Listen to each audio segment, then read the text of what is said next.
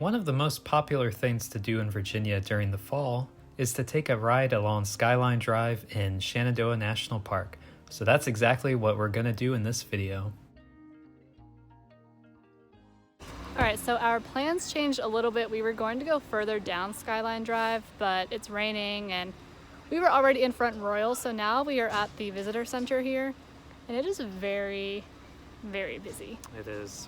It is leaf peeping season, as they say, but we literally just need to talk to a ranger about a hike and hopefully we can go on our way. As you can see, October is a super busy time here. In fact, Shenandoah National Park sees about 25% of its visitors for the entire year during the month of October. We decided to avoid the crowds a bit and go for a brief hike. We took the Fox Hollow Trail, which is directly across from the Dickey Ridge Visitor Center. This is a 1.2 mile trail with a 310-foot elevation gain. It's named after the Fox family who used to live in the area that the trail now runs through. We came across this tree with berries on it, and we have an app called PlantNet that identifies plants, so we decided to give it a go. Corey's on it. He's going to tell us what the berries are. Well, it says it's riverbank grape now. They do kind of look like grapes, though. Yeah. If any of you know what these berries are, let us know. When you get to this trail marker, veer right towards the cemetery. We came across these random piles of rocks and whipped out our National Parks app to figure out why they were there.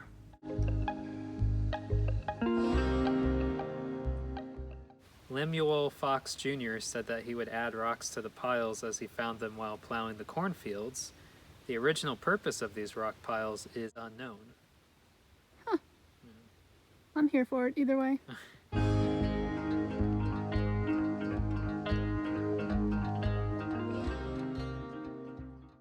We heard that there is a cemetery along this trail, and since tomorrow is Halloween, you know we're going to that cemetery.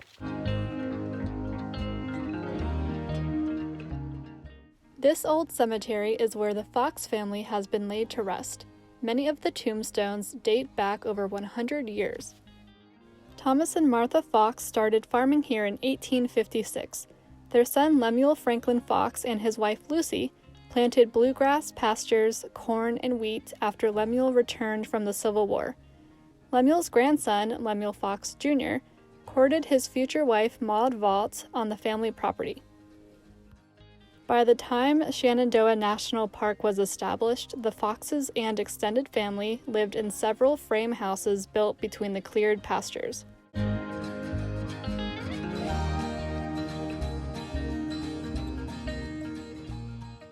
After our hike, we returned to the crowds and made our way towards our first overlook, Goonie Run Overlook. Goonie Run Overlook looks down upon Browntown Valley. A small ridge separates Browntown Valley from the Shenandoah Valley.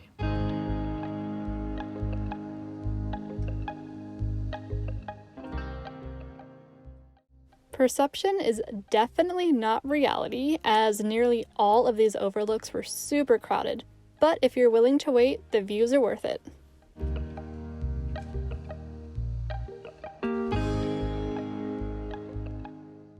We managed to make a few more stops before the fog came, but Shenandoah National Park can get extremely foggy and the fog can come quite fast.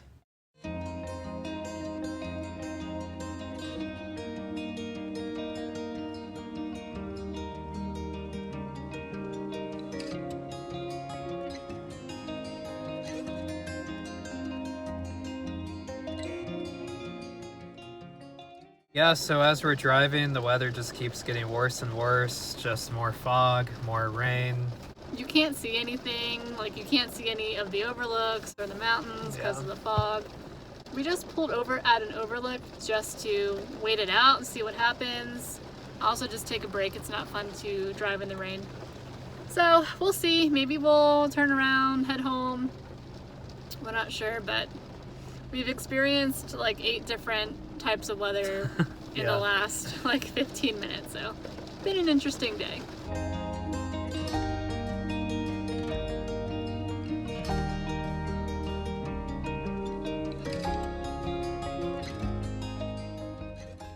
Since the fog got thicker as we ventured further south, we decided to turn around and retrace our steps.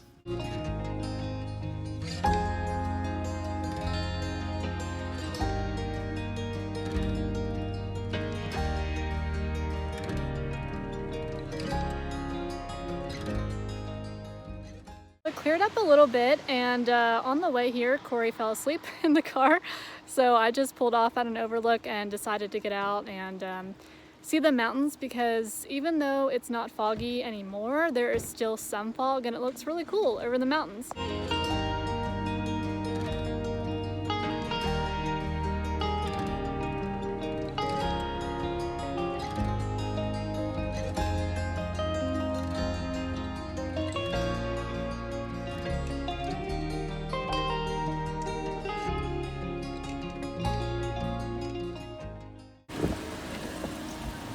Well, you're up. Huh? You're up. Oh yeah. Where am I?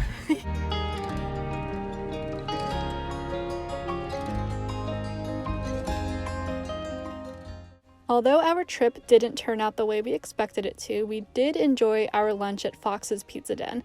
If you care to join us down the pizza rabbit hole, then stick around for the rest of this video. Quick story time. So I'm not a really big pizza person, but Corey is, which is always like a struggle. But a couple of years ago, I went to a Fox's Pizza Den in Ocean City, and for once I was like, wow, this pizza's amazing, and I was like raving about it.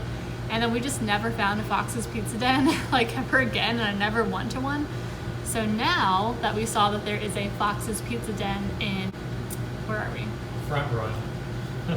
In Front Royal, I'm going to try it out and hope it lives up to my dreams of just like that amazing pizza that I had a few years ago. Moment of truth.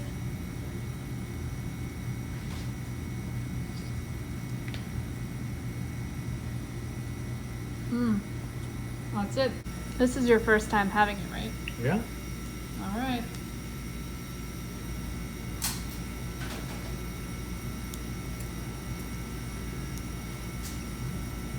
Yeah, that's pretty good. What I like about this pizza, it's very straightforward, you know? Like, there's not a lot of sauce to it as well, which is something I appreciate, because I feel like a lot of pizzas can be ruined if there's too much sauce, especially if the sauce is a flavor that you don't like, you know? So I just appreciate the straightforwardness of it, but at the same time, they still put effort into the pizza, so it tastes good. It's pretty good. There you have it.